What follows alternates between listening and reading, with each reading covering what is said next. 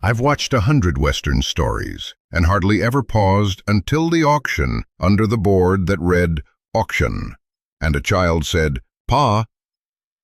From the white ribbon, the red bell cord, to the black-backed ledger that turned children into collateral, every detail was a trap. Step into the mountains, don't blink. Here, silence kills faster than bullets. The church bell struck twice, dry as knuckles on a tin basin. On the high step, a black-painted board hung askew, one corner chipped, scrawled letters. Auction. 3 siblings.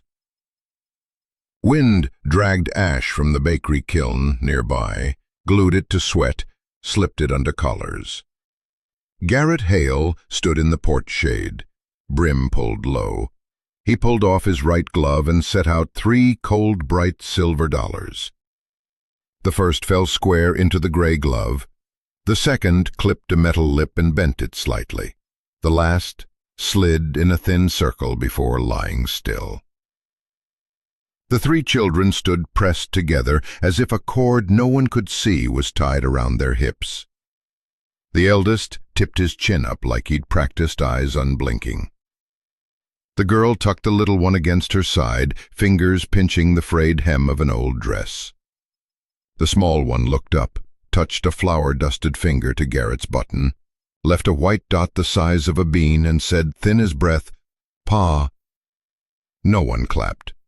A woman in a gray bonnet gave a dry cough, as if to scatter a smell that had just risen, folded her gloves, clipped the money into a ledger, face unreadable.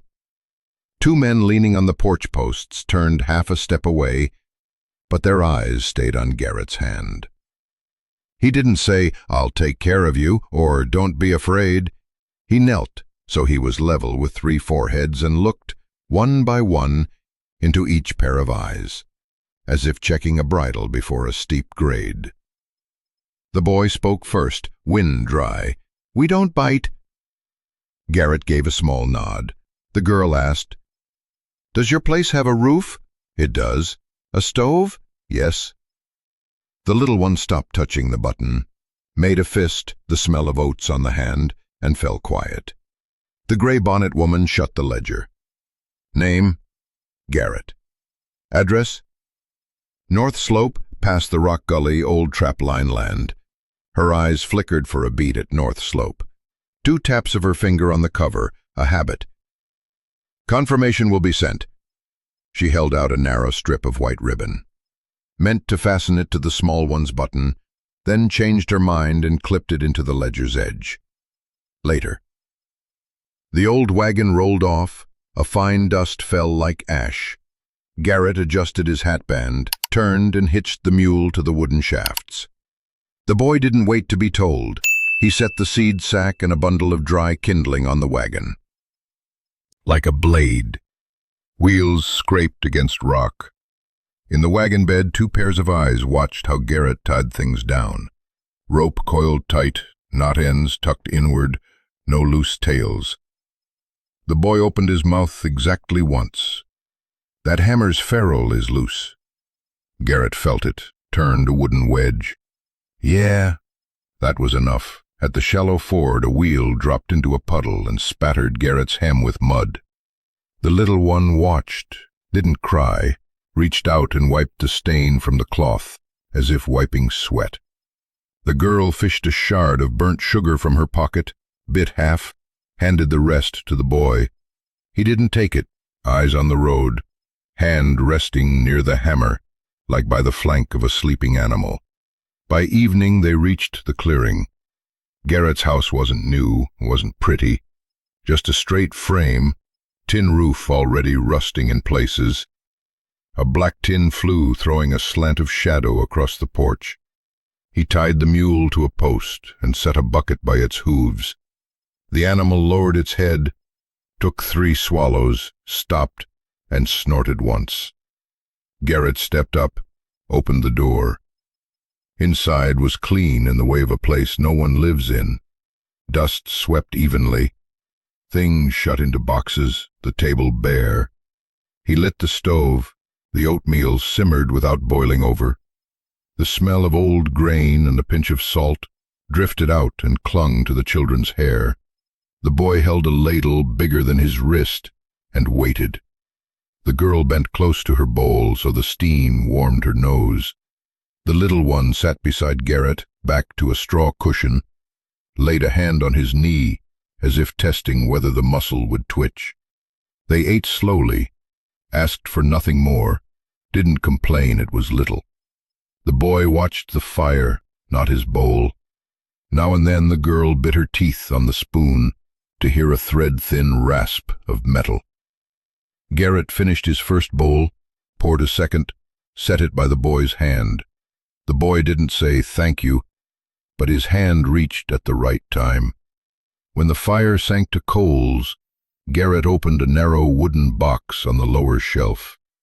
Inside was a wrinkled envelope with sweat-stained edges. The doctor's hand had blurred where the words wouldn't give themselves up unless read aloud.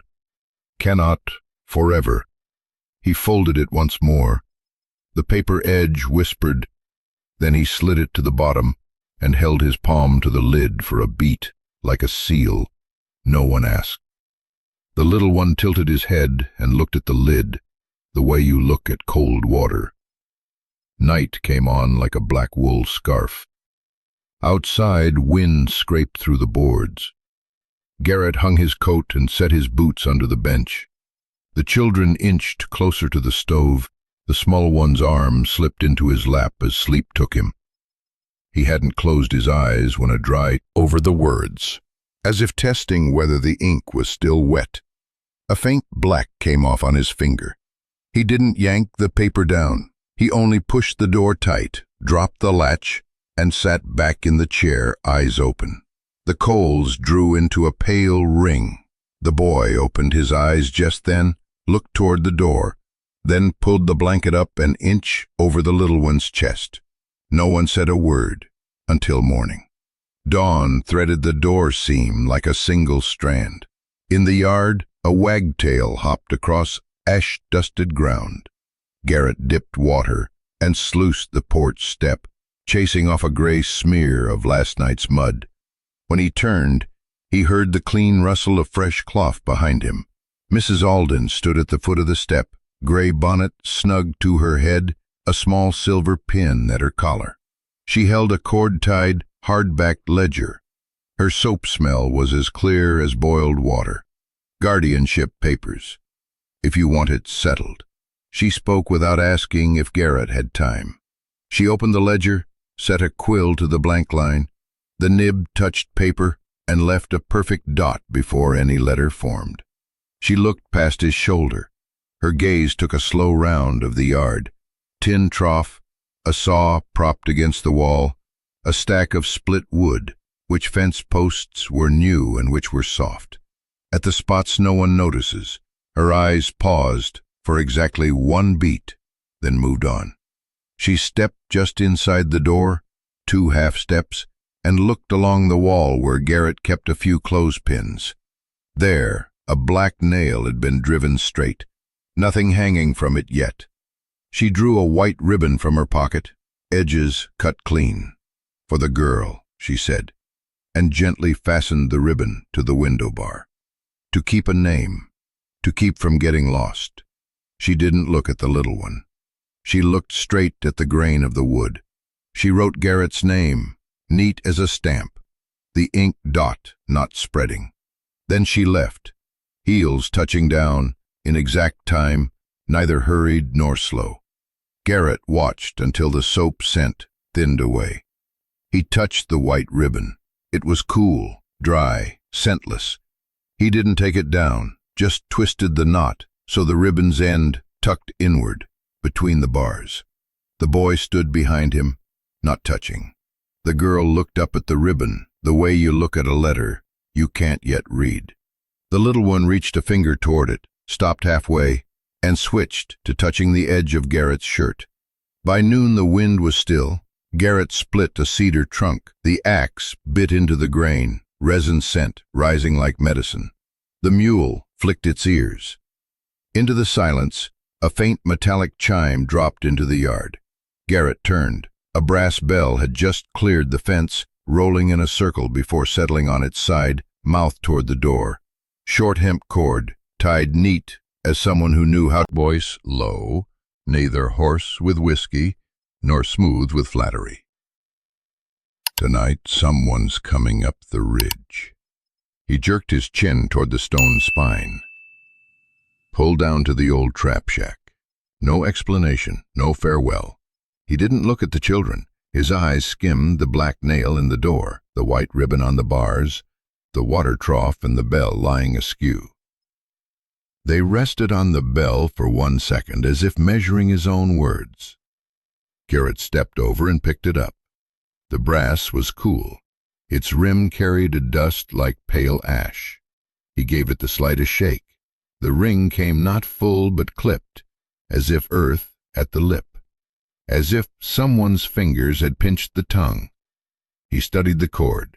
Short hemp, twisted even, ends cut flat, no fringe. The work of a careful hand, not something grabbed at the store. "Who are you?" Garrett asked. "Doesn't matter." The man tugged the reins, the horse shifted weight, hoof scraping a thin line in the dirt. "Don't let anyone see that bell after dark." He turned his horse, then added, "Switch places, and don't trust the one who tied the ribbon." Wind lifted his brim, then set it down. He left. The horse's 4 prints were evenly spaced, shallow. No smell of liquor trailed him. Dusty fingerprints, still fresh on the fence post. Garrett stood for a while, bell in hand, palm cupping the cool rim. He hooked it temporarily on the fence post near the door, low enough that its mouth faced inward, tongue resting against wood, safe from the lightest breeze. He went inside, opened the wooden box, looked at the doctor's envelope lying still at the bottom, like a stone you can hold. He set the bell on the table, beside the wooden spoon, beside the pruning knife, beside a scrap of sisal cord. Abel touched the bell cord, then let it go. He checked the door latch once more, eyes tracing along the nails. The one pinning the "they ain't yours" note was a shade crooked, flat head catching half shadow from his hat brim. He didn't straighten it. He left the tilt as if it meant its own thing. Outside, some animal cracked a shell in the brush.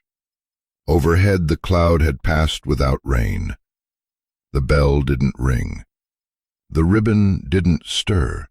The wood walls held the house's warmth, like a secret someone had touched, but not taken away.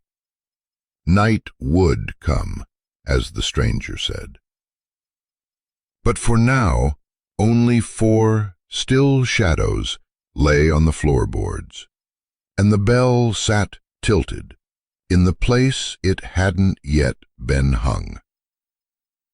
Garrett listened for the smallest sounds, a coal collapsing, sisal brushing knife handle, the boy turning lightly under his blanket, the girl swallowing against the heat, and the little one's steady breath, fingers still on Garrett's button, like a wet seal not yet dry.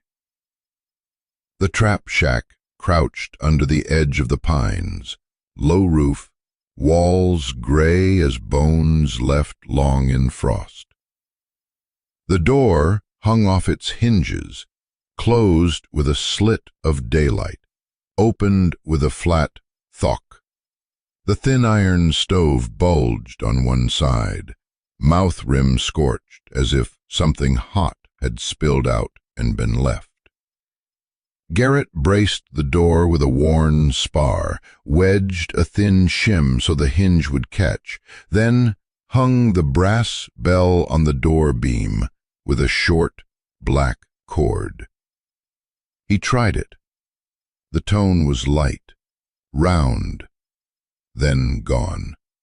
He left the tongue resting sideways, ready to touch wood at the door's shake.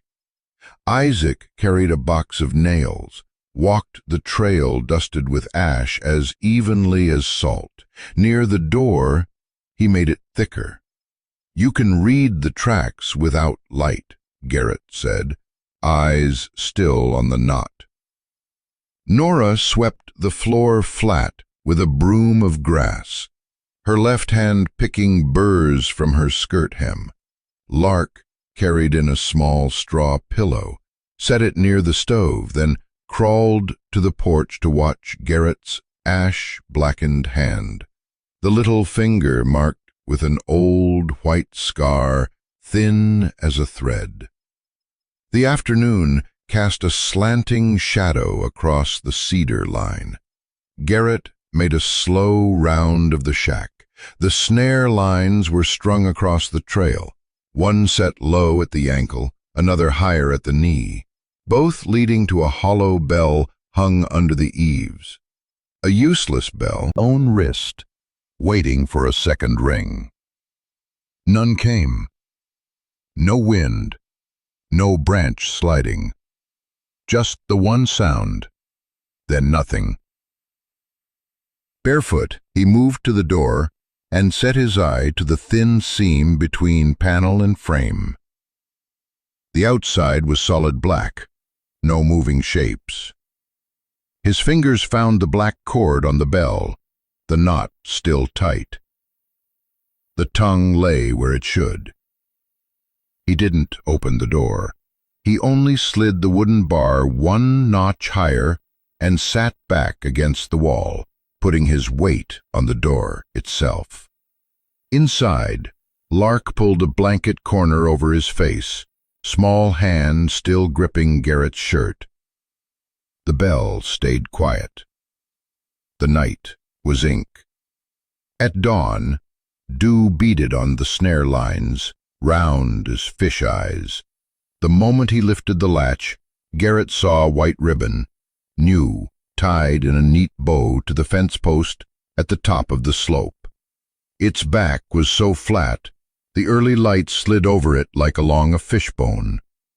The knot was firm, the same hand as Mrs. Alden's work on the window bar yesterday. He stood still for a single beat, then went to the post, untied the ribbon, sniffed, no scent, and slid it into his pocket. Isaac studied the ash trail, a single boot print pressed deep, toe slightly flattened, heel nailed in a cross pattern. The track went straight in, no detour. At the turn near the door, there was no pivot mark. Whoever it was had come to the post, tied something, and left by another way. Garrett knelt, pointing to the edge of ash, skewed as if dragged by a stick. He scraped lightly, uncovering a ragged scrap of paper pinned under a clod. The ink was wet in thin strokes. Tomorrow night. No name. No mark. He flipped it over in his palm. At the corner, a deep nail groove from someone's thumb. He put the scrap in a small tin box, shut the lid, and handed it to Isaac to keep in his pocket. Isaac gave a single nod, scuffed the ash with his foot to make a fresh mark over the old. Evening sank slow. Wind turned. Cedar leaves rubbed like cloth. Garrett splashed water on the path near the door so the ash would stick, harder to shift. He drove a short stake just behind the sill, measured so the bell's tongue would tap the stake the moment the door opened. Even a crack. Nora scraped the ladle along the pot rim clean of scorch, blowing out a hot breath. Sweat on her temple gathered ash into a gray streak. Lark pulled the blanket close to the door, silent. That night, 3 men stood across the shadowed, eased the door just enough for the bell to brush wood in silence, muffled by a thin rag he'd wedged in. He stood half in the gap, gun not extended outside. Isaac stood behind, mallet at his hip, head turned inward. Nora drew Lark back, eyes fixed on the scarred man. Outside, the air stayed still. "Take back what?" Garrett asked, gaze level with the scar's ridge. "What was consigned?" The scarred man didn't glance past Garrett. His eyes moved from the black nail on the door to the bell beam, then stopped at the latch. "Bring it down in the morning. Take it home at night. Leave nothing behind." "There's nothing consigned here." The one on the left smirked. "Weeds float full, then thin." He spoke as if to dust. 2 fingers tapped his own hip, a signal quick enough to miss. They never stepped into the ash. After 3 breaths, the scarred man lowered his hands, as if setting something lightly on a table, backed 3 steps, and turned toward the dark slope. The man on the right was last to move, tilting his head to gauge the span from eaves to the nearest cedar crown. No one touched a weapon, no smell of liquor, just the warm grease sweat hanging where they'd stood. When their shadows merged into the forest's black, the bell stayed still. Garrett closed the door, dropped the latch. No one spoke. Nora set the ladle down exactly over an old scratch on the table covering half. The night passed like a rope running over a dry pulley, whining but never catching. No more bell, only wood shifting in the cold. Lark drifted in and out, hands still on Garrett's shirt. Isaac sat against the wall, eyes open, jaw lifting now and then as if marking time. The next morning, mist thin as stove smoke. On the cedar trunk by the fence post was a strange mark, a circle slashed through with a single cut, sharp, biting deep, the edge clean. At the base, small curls of wood fell like fresh fish scales. Garrett set his knife tip to the edge of the cut, didn't pry, just gauged the depth. About a fingernail. Whoever made it had braced on something to steady the hand. Just then, as he pushed the door for light, a small brass piece, the loop that held the bell's cord, fell to the ground, rolled twice, then tipped. He picked it up. The bell's cord had been switched, now red, a fine braided strand, unfamiliar, not the black hemp he had tied. The knot was different too, double-looped, pulled tight and fast. The bell had made no sound that night. Someone had entered the door's blind spot and changed it. Garrett lifted the tongue to his ear, cold brass and a faint smear of old grease. Isaac said quietly, voice flat, "It's for marking. Not a question, not complaint." Garrett tore a strip from an old rag, wrapped it over the red cord to hide the color. He turned the bell's mouth inward, hung it 1 notch higher. Then he went to the cedar, drew his knife, and scored a light line parallel to the slash, not erasing it, but laying a new cut over the old, like ink written on ink. He stepped on the wood shavings, grinding them down to nothing. In the ash, yesterday's boot print had blurred, but the heel's cross-nail pattern was still clear. Even stride, no limp. Garrett spread another layer of ash, thicker along the path, thinner in the open patch. He drove the short stake 1 handspan deeper. The door would strike it the instant it opened. Nora plucked a tangle from Lark's hair off the door's hinge nail, twisted it into a small loop and slipped it into her pocket, her habit of keeping something soft on a hard morning. Lark whacked his hands on his hem, looked from the red cord to the white ribbon Garrett had taken from the fence post yesterday. Garrett pulled the ribbon from his pocket, folded it, wedged it into a wall crack so it vanished from sight. The scrap marked tomorrow night went into his inside shirt pocket, pressed against skin. Cloth rasped against the paper's edge when he moved. The sun climbed slow, the cold didn't ease. Garrett walked the fence line, planting 2 more hidden posts in the grass, measuring by arm span. Isaac shook out the ash sack until it whitened again, fine as the oatmeal dust still on Lark's hands that first night. Nora set the ladle on the stove, pulled an iron nail from the wall's corner, and drove it into the latch so it would hold. The talk was short and certain. They stopped speaking, each keeping to a small task: mallet in a new place, cord in a new color, ribbon gone, marks left. Now tomorrow night had a shape, a sound, a smell, the grease still on the cord, the fresh-cut cedar pitch, the ink that had dried into the paper. The choke wasn't in their words. It lay in the bell with its changed cord, in the slashed ring on the tree, and in the brass weight of the fact. Garrett had hung their marker himself above his own door on the first day, thinking it was a warning. He moved the gutted bell under the eaves, set a worn knife beside it, hid both under a split plank. Isaac stacked wood in 2 lines, leaving a gap so someone falling there would roll. Nora washed the tin cup in cold water, turned it upside down to dry, then set its rim inward. Lark took a small step, put his hand on Garrett's knee, said nothing. Garrett laid his hand over it for a single beat, then let go. The forest said nothing. The bell hung high. The red cord lay hidden under ugly rag. The cedar's mark carried Garrett's extra knife cut. The new ash was fine as meal. Tomorrow night already had a place for the sound of footsteps. Morning frost lingered in the door's cracks. Garrett felt the latch, still wedged firm as last night. The snares were intact, the low ankle line still taut, dew on the sisal unbrushed. On the table, the tin cup, left upside down to dry the night before, had been turned upright. Inside, a trace of warmth. On the rim, half a water ring. Nora was gone.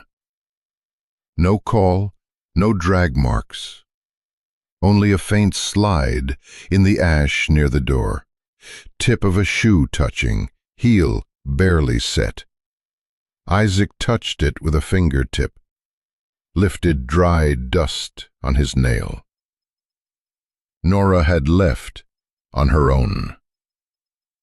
Lark stood still, eyes fixed on the cup's rim, finger dipping at the beaded water, bringing it to his mouth. Warm, truly. Garrett scanned. The bell's cord above the door was still the red one he'd wrapped in rag, not undisturbed. No sign of a latch forced. At the window bar where the white ribbon had once hung, the wood was just slightly darker, as if a fingertip had touched it. He pulled on his coat, slipped the dagger into his belt, signaled.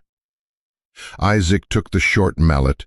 Lark lifted the old straw pillow, then set it down, clinging to Garrett's coat hem instead.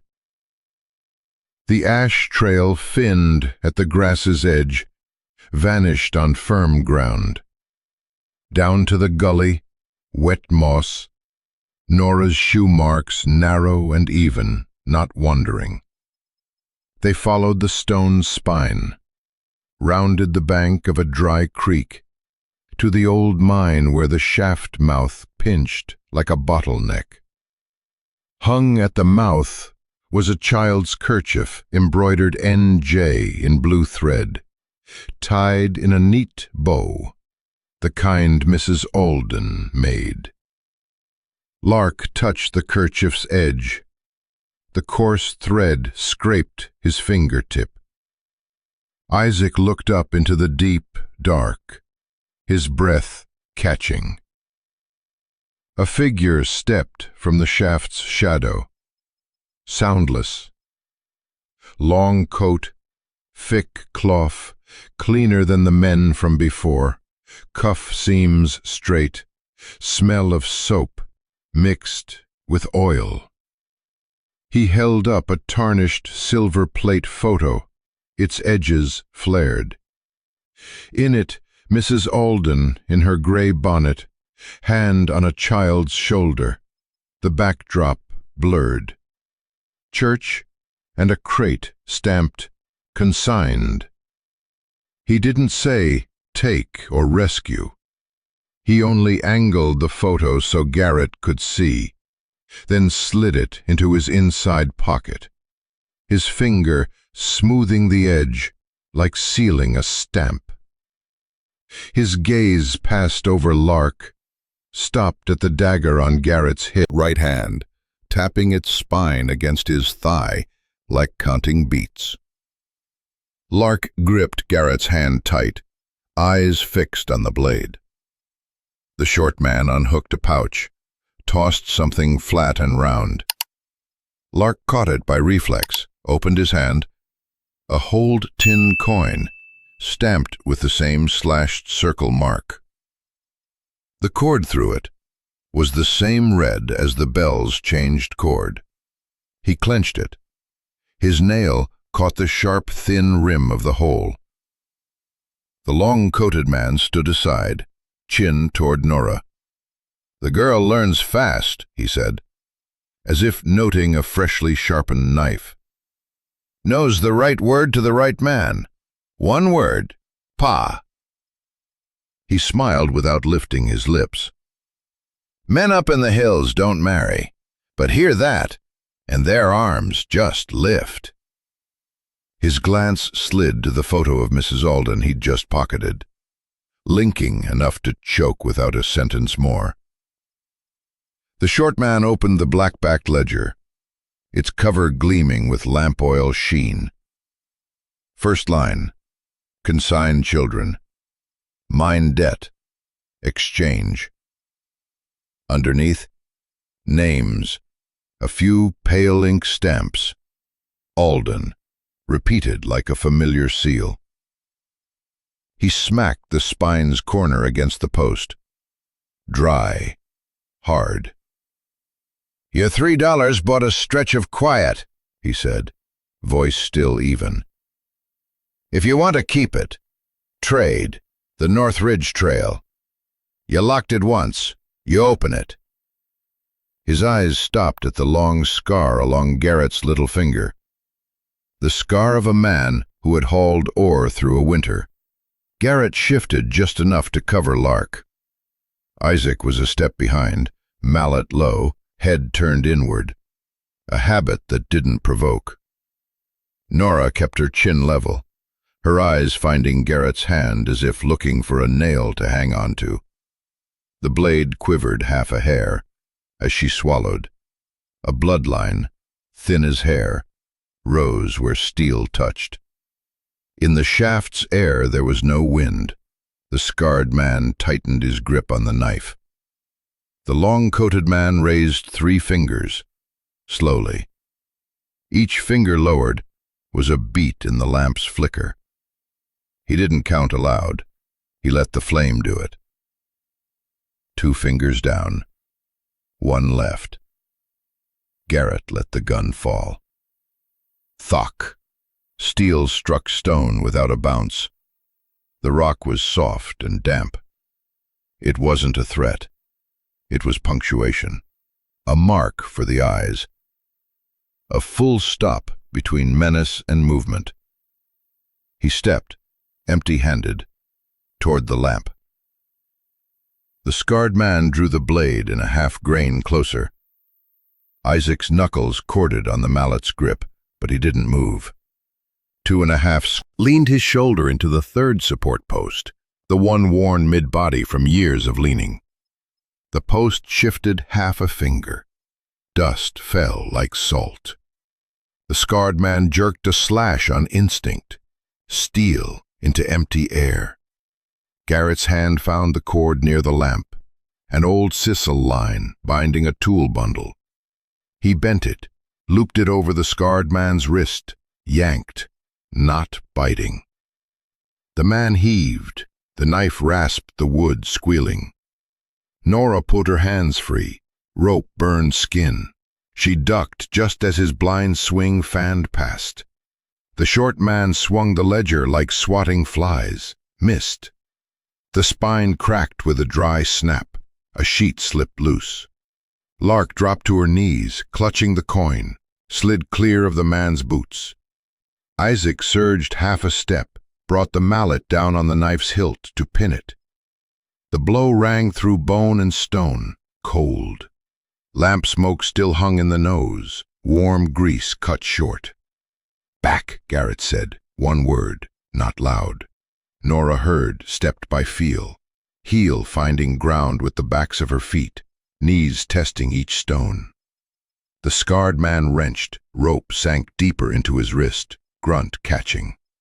The long coat flailed into empty air, missed. His hand groped for the lamp on the ground. Fingers slid in oil, slick, skidding. He drew a breath, shifted to block the way, caught his toe on the loose page from the ledger, enough for Garrett to shoulder through. The third beam groaned, a sound thin as breath, fracturing. Clods the size of beans pattered on shoulders. New danger. If the post dropped, the shaft would fall. Garrett shifted, braced on the second beam, through his shoulder like a man forcing a jammed gate. It gave a notch, air in the shaft moved. The brace above shifted, nails twisting an old wood with a greasy squeal. Nora ducked, slid under the narrow gap. Lark crawled after, coin scraping the rock. Isaac backed through, forearm over his head. The scarred man barked once, cut off when dust filled his throat. The long coat lunged for the pale shape of the exit, tripped a knee on the worn post, clawed the wet wall, slid like grabbing a fish's back. 4 bodies burst into the outside air almost together, Nora first, then Lark, Isaac, Garrett. The shaft exhaled a damp, cold plume. It climbed into noses, ears, eyes. A dull settling followed, like the sky lowering a stone over the door. Rocks fell in sheets, wood groaned, stopped. Daylight pulsed once through the dust, then returned. Nora dropped to the ground, wrist marks red from the rope. A faint bruise along her neck where the blade had been. Lark clutched the coin, fingers black with lamp soot, not crying, lips sealed tight. Isaac pressed his hand to his ribs, breath short, eyes dry, staring like ash. He took it down, folded it, slid it into his chest pocket. The tarnished photograph was gone with the long coat into the rubble. The black ledger was no longer in his hands, buried somewhere behind that wall. Nora looked at Lark, then at Garrett. No questions, no telling. The blood trace on her neck dried fast in the wind. Garrett turned the coin in Lark's hand so the mark faced her palm, closed her fist gently. She held it tight. Wind came through the pass, slipped under shirts like a cold hand. A lone clink from the far ridge, stone falling. Late, maybe. The third beam inside was gone from sight. If anyone remained, they were behind a blind wall. Garrett cupped stream water to Nora's neck. She flinched, then stilled. Isaac smoothed dirt flat at the shaft mouth, erased their tracks, set a few small stones like a lid, a habit of covering signs. No one said, "We're safe." In this canyon, that word was as breakable as a lamp. Lark pulled the NJ kerchief from Garrett's pocket, wiped the coin, leaving a slim, clean crescent. Light caught the edge, went out. Garrett looked toward the gully route their pursuers had taken. No ash there, no ribbon. Only a fresh pine branch, snapped, sap clear as water. He straightened, hauled Nora up with one hand, set the other on Isaac's shoulder. 3 breaths, 4 shadows, leaving the shaft mouth. Dust behind them sank slow as salt in water, vanished without sound. No one looked back. The road to the shack was the same, but the ground under their boots, after that dark minute, felt different. Steps heavier, air saltier in the throat, the silence ahead thick as ink. Snow mud clung like glue at the forest edge, smelling of lamp grease still on their hands. Nora went to her knees first, carving a dark gouge, her face black with dust, only her eyes flashing once before dimming. Lark ran into Garrett, hands gripping his collar, white-knuckled, head into his ribs, like finding a latch. The coin slid from her hand as she shifted grip, dropped into wet grass, disappeared into fine mud. Isaac stood aside, mallet still in his grip, jaw locked.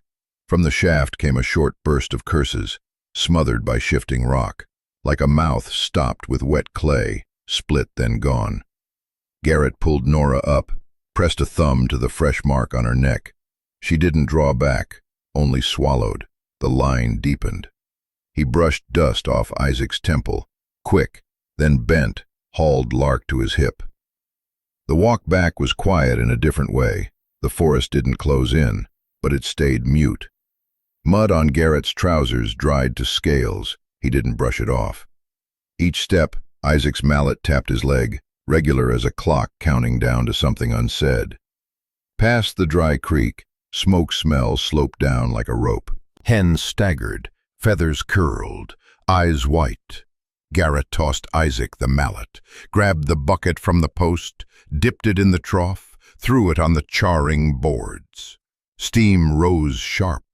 Nora turned her face, coughed once, dry. Lark didn't let go, her grip a clamp, nails pressed to fabric till pale. On the porch, the brass bell hung again, red cord bare in the noon light.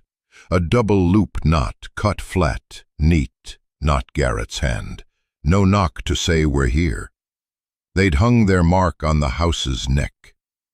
Garrett stepped up, set Lark down, turned the bell's mouth close. A white thread was caught in the rim, fine, ribbon smooth. He pulled it free, pressed it between two fingers, hid it in his inside pocket. He smothered the last ember with wet ash.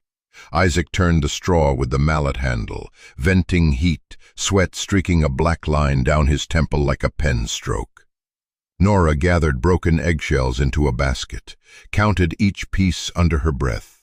Her fingers trembled enough for a shard to score the wicker. When the fire left only cold smoke, Garrett took the bell down, unlooped it from the red cord with a twist. The knot slid easily. They hadn't tied it to fall, but to be seen. He pocketed the bell, kept the red cord in his other hand, to remember whose it was. They barred the door. Lamp grease still clung to the wall inside, like a breath half-held. No one sat. Garrett pulled a damp, frayed bundle from his inside pocket, the black ledger, warped, spine cracked, filmed with dirt and grease, the thing he'd dragged from the shaft's edge when wet air pushed it out with the mud. He set it on the table, unopened. The rope marks on Nora's wrists faded but stayed. The chicken smoke lay in her hair. By midday's lean, the mule blew at the post, ears twitching to the lingering strange scent. Garrett saddled fast and dry, set his coat over Nora's shoulders, pressed the mallet into Isaac's hand, lifted Lark to the front of the saddle. They rode down to the county station with the smell of burnt fowl still in their clothes. The station was a flat brick building, windows shut, stove heat tight. A county map hung on the wall, black lines cracking the land into sections. A dark green safe sat behind the desk, lock bright with hard steel.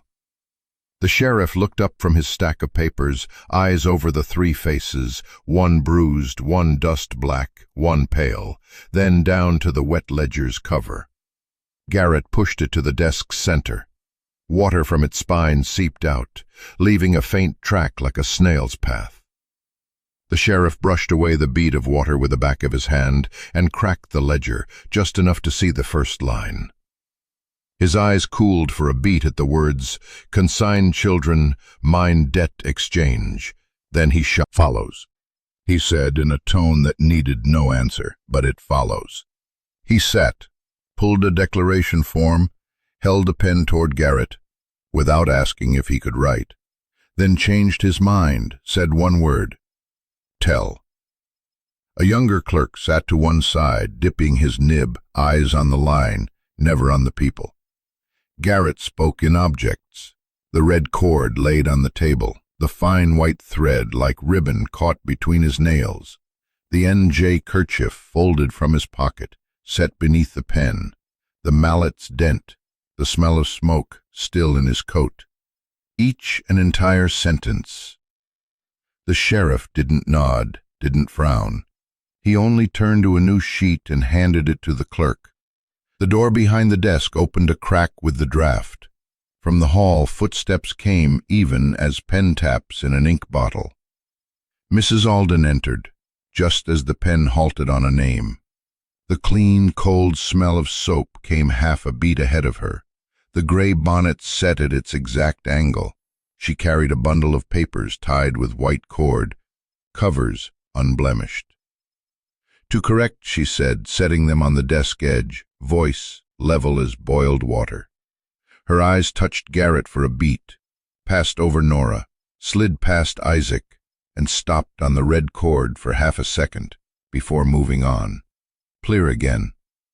The sheriff didn't reach for them. He leaned back, nodded toward the safe, closed, the key lying flat on the desk. A small gesture, enough. The color left her mouth as if someone had drawn the ink from a letter. No more words. She didn't reclaim the papers, left them on the edge for a beat, then drew them back, held them to her chest and stepped away. Her heel brushed the faint floor stripe, but she didn't stumble. Door open, shut, the soap scent thinning from the room like smoke. At the side desk, the clerk swallowed, lifted his eyes to the ceiling for a moment, then bent again to the page. The form was opened, the record begun, and the threat also lifted its head, slowly, like stone splitting in a mine without sound. The sheriff tore a small sheet from another pad, wrote a few short words, pushed it to Garrett. Thin paper, frayed edge, ink still wet. Garrett clipped it under his hat brim, didn't read it. Lark looked up at him and saw the blurred ink touching the felt. On the way back, the sun was already thin. Dust from the street clung to the hem of Nora's dress in dim gold specks. Isaac kept to the side of the wagon, hand never leaving the mallet's haft. Garrett said nothing from the moment they left the station. The mule blew. Each hoofstep flicked a thread of dust like silk. The red cord coiled in Garrett's pocket, pressed into his rib, a point his skin remembered. Night returned faster than most nights, like someone stepping into. Nora scrubbed the stovetop with a coarse rag. The old grease hardened like resin, needing more weight behind her arm. The black spot refused to lift, leaving a slick patch like oil on water. She paused, pressed her forehead to her wrist for a moment, then went on without curse or sigh. Lark came to Garrett, touched his collar, the place her hand knew, this time silent. No paw, no word, just a finger left warm against him. Garrett answered with a small nod, more for himself. He stepped onto the porch, the lamp low. Wind hissed through an old bullet hole in the plank like teeth. Grass at the step was wet with dew. Something cold touched his boot tip, a light clink. He bent, parted the blades with his fingers as if finding a small fish in a dark tub. The tin coin caught the light, its rim scored, the slash-marked circle half erased, like pencil smudged by a palm. He set it in his palm, turned the mark face down, pressed it to his skin. The warmth traveled slow. Inside, the bell was no longer hanging, sat on the cupboard shelf, mouth inward. The red cord coiled under a cloth, something tied by another, now among his own things. On the table, the sheriff's slip from noon dried halfway, ink dark, a surplus pen stroke on the left margin like a fish hook. Nora set the tin cup upside down on it, rim touching the words, not smearing them. Garrett slid the coin into his inner pocket with the white thread and the NJ kerchief. 3 things touching lightly, enough for his skin to know they were there. This was the day's price. Fires standing smoke in hair, rock-swallowing voices, a ledger in the safe, and the red cord inside the house. No one spoke of tomorrow. They only pressed things into their places, mallet, cup, bell, coin, so the night had something to stand on. Night settled like a scentless blanket. On the table, the tin cup was upside down, a ring of water seeping from its rim like the trace of something just lifted. The circle spread slow, touched the wood grain, darkening like writing smudged by a wet hand. Nora tilted the low lamplight over it, bent, didn't blow it dry. She slid the cup into the old scratch to pin the ring, as if holding down a shiver. Garrett stood in the wall's corner, pushed the white ribbon deep into a crack. It slid into the cold split with a dry rustle, like a mouse through leaves. His fingers met another thread already in there, a red one, old, dry as long-kept grease, sticking to the skin like glue. He held a beat, withdrew his hand, leaving it there, only pressed the white deeper, hiding it. The red had been there before, something the house had swallowed without anyone knowing. His chest drew in like cold turning season before a coat's on. Secrets already in the walls, he thought, without saying. On the table under the beam, the brass bell waited, its red cord cut, the knot locked from the inside, tail hidden in the round. No quick hand could slip it. He hung it from the beam, bent the tongue to rest on wood, tested the door's shake, silent.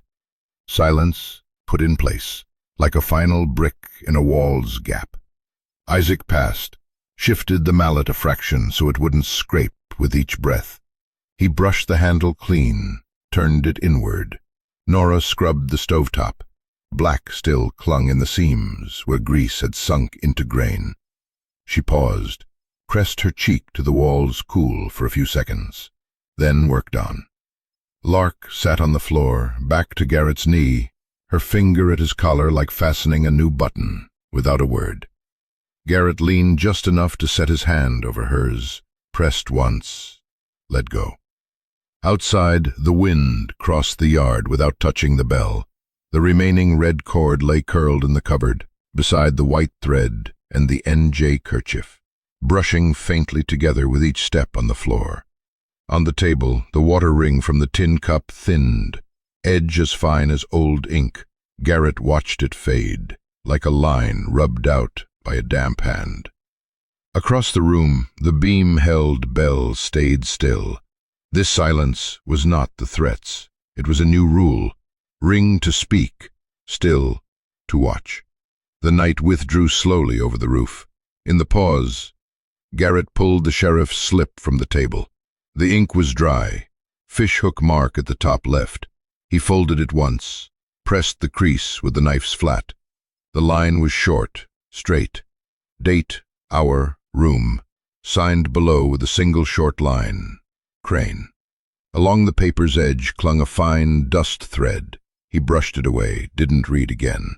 He slid the paper under his hatband, snug to the felt. The hat grew heavier by half a hand. He killed the lamp, left the wick red as a sandcat's eye for a breath, then blew. The flame made no sound leaving. The tin cup stayed upside down, water ring faint as the memory of a voice unmentioned. The white ribbon lay in the wall, pressed over an older red, sleeper betrayal, under new secret. Garrett sat, listening to the joinery breathe. Morning came with a bird calling, and looking down at the bare yard. Dew strung itself between two fence posts, drops heavy enough to break at the slightest wind. The wide brim hat hung on its nail, weighted by the sheriff's slip in the band. When Garrett took it down, the brim flexed, the paper whispered, the ink scratched in tiny grains. He set it on, pressed a finger to the brim for a beat, as if fixing a word into his head. The gate was unlatched. The bar across the door leaned against the wall instead of the brackets. Nora passed through, hands still smudged with last night's grease, nudged the door open another inch with her elbow. She didn't ask why. Rhythm exact, no stray water flung. The char on the chicken coop had shifted hue, last night's black pulled inward to brown. A hen waddled, singed feathers curled, head jerking as if brushing off an itch. Nora scattered a little cracked corn, low from her hand, so the kernels hit the dirt quietly. Garrett adjusted the strap on his shoulder, glanced at the beam. The bell hung still from black cord, tongue on wood. He looked up at the cedar top. There. The slashed circle mark had paled under half a skin of dew, but not gone. What's put into wood doesn't wash out easy. The NJ kerchief sat in his chest pocket, letters cool against skin. Wheel sound came far down the dirt road to town, hayload or salt. Garrett stood on the step, offered a hand for Nora to step down into the gully, then for Lark. Lark looked up at the gate, at the bar leaning on the wall. She reached as if to latch it, then drew back, slid her hand into Garrett's collar for a beat, and let go. Trust now wasn't in the bar. They divided the work without a word. Isaac went to check the trap lines.